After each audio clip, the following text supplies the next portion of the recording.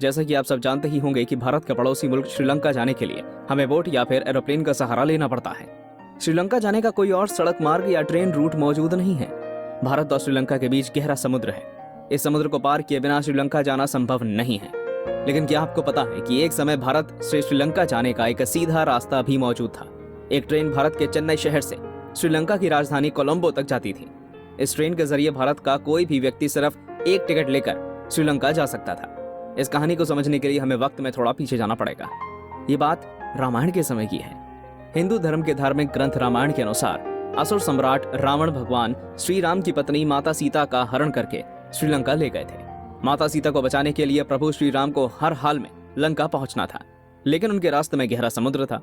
इस समस्या का हल निकालने के लिए प्रभु श्री राम ने कई दिन समुद्र देव की पूजा की, लेकिन कई दिन बाद भी समुद्र देव प्रकट नहीं हुए। गुस्से में प्रभु श्री राम ने समुद्र को सुखाने के लिए अपना धनुष बाण उठा लिया। प्रभु श्री राम के इस कदम को देखकर समुद्र देव डर गए और प्रभु श्री राम के सामने प्रकट हो गए। समुद्र देव ने भगवान श्री राम से कहा कि वे समुद्र पर पत्थरों का पुल बना लें। मैं इन सभी पत्थरों का बोझ संभाल लूंगा। इसके बाद भगवान श्री राम ने वानरों की सेना की मदद से समुद्र पर पुल बनाना शुरू कर दिया। महज 5 दिनों में यह पुल बनकर तैयार हो गया। इस पुल की लंबाई 30 किलोमीटर और चौड़ाई 3 किलोमीटर बताई जाती है।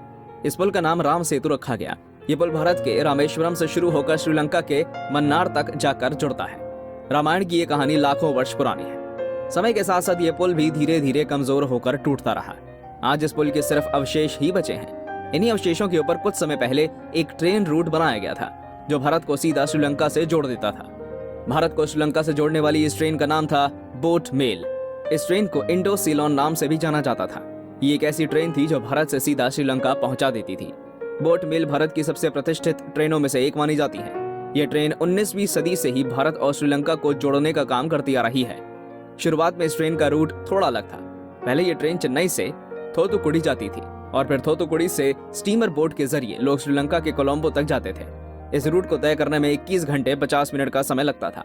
साल 1914 में पंबन ब्रिज बनने के बाद इस ट्रेन का रूट चेंज कर दिया गया। अब ये ट्रेन चेन्नई से धनुषकोडी तक जाती है। धनुषकोडी पहुंचने के बाद सभी यात्री स्टीमर नाव के जरिए तलाई मन्नार तक जाते थे, जहां से उन्हें दूसरी ट्रेन सीधा कोलंबो तक पहुंचा देती थी। स्टीमर नाव व दूसरी ट्रेन का खर्चा टिकट में ही सम्मिलित होता था। यात्रियों को सिर्फ एक टिकट लेना होता था और वो भारत से श्रीलंका पहुंच जाते थे। इस नए रूट ने रास्ते को अधिक आसान और छोटा बना दिया था। पिछले रूट के मुकाबले इस रूट से सफर करने पर काफी समय बच जाता था। लंबे समय तक ये ट्रेन लोगों को श्रीलंका पहुंचाने का काम करती रही। साल 1964 में एक ऐसी घटना घटी कि इस ट्रेन का रूट हमेशा के लिए चेंज हो गया। जो ट्रेन पिछले कई दशकों से लोगों को भारत से श्रीलंका ले जाने का काम कर रही थी, अचानक हुई उस घटना का शिकार हो गई। साल 1964 तक सब कुछ ठीक चल रहा था। फिर एक दिन अचानक एक भयंकर साइक्लोन तूफान आया और सब कुछ तबाह कर गया। ये तूफान 18 दिसंबर 1964 से 26 दिसंबर 1964 तक चलता रहा। इस दौरान इस तूफान के रास्ते में जो भी आया उसने उसको तबाह कर दिया। ये तूफान भारत में आने वाले सबसे तेज भवंडर तूफानों में से एक था। इस तूफान के संकेत पहले ही मिलने शुरू हो गए थे। 15 दिसंबर को अंडमान समुद्र क्षेत्र में कुछ हलचल देखी गई थी। 18 दिसंबर तक इस तूफान ने भवंडर का रूप ले लिया था। 23 दिसंबर तक यह तूफान बेहद भयंकर रूप ले चुका था। इस समय इस तूफान की हवा लगभग 240 किलोमीटर प्रति घंटे से चल रही थी। अब इस तूफान ने भारत की तरफ बढ़ना शुरू कर दिया था। उसी दिन ये तूफान भारत के पंबन आइलैंड पर पहुंच गया। 3 दिन तबाही मचाने के बाद ये तूफान आखिरकार 26 दिसंबर को समाप्त हुआ, लेकिन तब तक ये अपना कहर ढा चुका था। तूफान के समाप्त होने के बाद पता चला कि इसने कितना नुकसान पहुंचाया है। इस तूफान की चपेट में सिर्फ भारत ही नहीं बल्कि श्रीलंका भी आया था। भारत के साथ साथ श्रीलंका में भी इस तूफान ने बहुत नुकसान किया था। इस तूफान ने लगभग 1800 लोगों की जान ली थी। एक रिपोर्ट में बताया गया है कि मरने वालों की संख्या 2000 से अधिक थी। 22 दिसंबर को तूफान ने श्रीलंका के उत्तरी भाग पर हमला किया। तूफान के इस हमले के कारण 5000 घर और 700 मछली पकड़ने वाले जहाज पूरी तरह तबाह हो गए। पंबन आइलैंड पर मरने वालों की संख्या लगभग 1000 थी। श्रीलंका में इस तूफान को इतिहास की सबसे बड़ी ट्रेजेडी का नाम दिया गया। इस तूफान का सबसे ज्यादा असर पामन आइलैंड पर हुआ। 3000 से ज्यादा लोग घायल होकर आइलैंड पर फंस गए थे। इन लोगों में ज्यादातर बाहर से आए हुए टूरिस्ट थे। तूफान के कारण लगभग 11.5 अरब रुपयों की प्रॉपर्टी का नुकसान हुआ था। इस तूफान ने भारत और श्रीलंका को जोड़ने वाले पंबन ब्रिज को पूरी तरह बर्बाद कर दिया था। आइलैंड पर मौजूद सभी कम्युनिकेशन लाइंस बर्बाद हो गई थी। आइलैंड पर लोग 3 दिन तक बिना खाए पिए घायल हालत में इधर उधर मदद के लिए भटकते रहे। जब तूफान थम गया तो लोगों को हेलीकॉप्टर से मदद पहुंचाई गई। एयरफोर्स की मदद से लोगों को खाना और घायल लोगों को अस्पताल पहुंचाया गया। इस तूफान ने अगर किसी एक घटना या शहर को सबसे ज्यादा नुकसान पहुंचाया था तो वो था धनुषकोडी। भारत और श्रीलंका को ट्रेन के जरिए जोड़ने में धनुषकोडी का बहुत बड़ा हाथ था। चेन्नई से चलने वाले बोट मेल ट्रेन का आखिरी स्टेशन धनुषकोडी हुआ करता था। धनुषकोडी से श्रीलंका जाने के लिए स्टीमर बोट का उपयोग किया जाता था। धनुषकोडी से कोलंबो का यह सफर सिर्फ 35 किलोमीटर का हुआ करता था। साइक्लोन तूफान ने धनुषकोडी को पूरी तरह बर्बाद कर दिया था। इस तूफान के कारण मरे कुल 1800 लोगों में से 800 लोग सिर्फ इस छोटे से टाउन के थे। साइक्लोन तूफान से पहले धनुषकोडी को पाम्बन आइलैंड का कमर्शियल सेंटर कहा जाता था।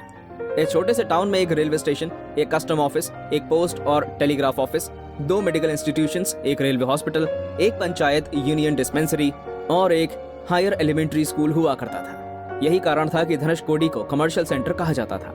साइक्लोन तूफान ने इस पूरे टाउन को बर्बाद कर दिया। इस टाउन में एक भी इमारत ऐसी नहीं बची थी कि जिसको इस तूफान ने बर्बाद ना किया। तूफान ने धनुषकोडी रेलवे स्टेशन को भी बर्बाद कर दिया था। यही स्टेशन भारत और श्रीलंका को जोड़ने का मुख्य केंद्र हुआ करता था। जिस समय ये साइक्लोन तूफान धनुषकोडी पहुंचा था, उसी समय बोट मेल की एक पैसेंजर ट्रेन यात्रियों को लेकर धनुषकोडी की तरफ आ रही थी। ये 22 दिसंबर 1964 की एक अंधेरी रात थी। रात के लगभग 11:55 का समय हो रहा था। ट्रेन नंबर 653 आगे आने वाले खतरे से अनजान धनुषकोडी की तरफ बढ़ रही थी। ये इस ट्रेन के लिए रोज का काम था। ये ट्रेन रोजाना यात्रियों को धनुषकोडी तक पहुंचाती थी, जहां से यात्रियों के लिए स्टीमर तैयार खड़ा मिलता था। तूफान की वजह से ट्रेन को दिया जाने वाला खतरे का सिग्नल ट्रेन तक नहीं पहुंच पाया। तूफान की वजह से मौसम बहुत खराब था। ड्राइवर ने सिग्नल के लिए कुछ समय इंतजार किया। जब उसको आगे से कोई सिग्नल नहीं मिला तो उसने रिस्क लेने का सोचा। ड्राइवर ने रिस्क लेकर ट्रेन को आगे बढ़ाने का निर्णय लिया।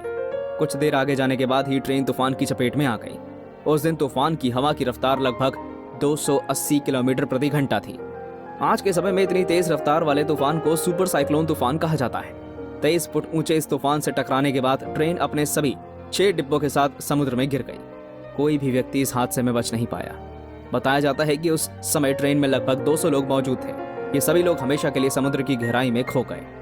आज इस घटना को हुए 56 साल बीत चुके हैं। आज भी धनुषकोडी वीरान पड़ा हुआ है। इस घटना के बाद राज्य सरकार ने धनुषकोडी को घोस्ट टाउन घोषित कर दिया था। साथ ही सरकार ने इस टाउन को इंसान के रहने के लिए खतरनाक और इनहैबिटेबल भी घोषित कर दिया है। कोई भी इंसान अब इस टाउन में नहीं रहता है। धनुषकोडी में बनी इमारतों के अवशेष अभी भी वहां मौजूद हैं। इस टाउन के बर्बाद होने के बाद इंडिया से श्रीलंका जाने का ये ट्रेन व स्टीमर का सफर हमेशा के लिए बंद कर दिया गया। आज ये बात लोगों को याद भी नहीं है कि श्रीलंका जाने के लिए ऐसा भी कोई रूट हुआ करता था।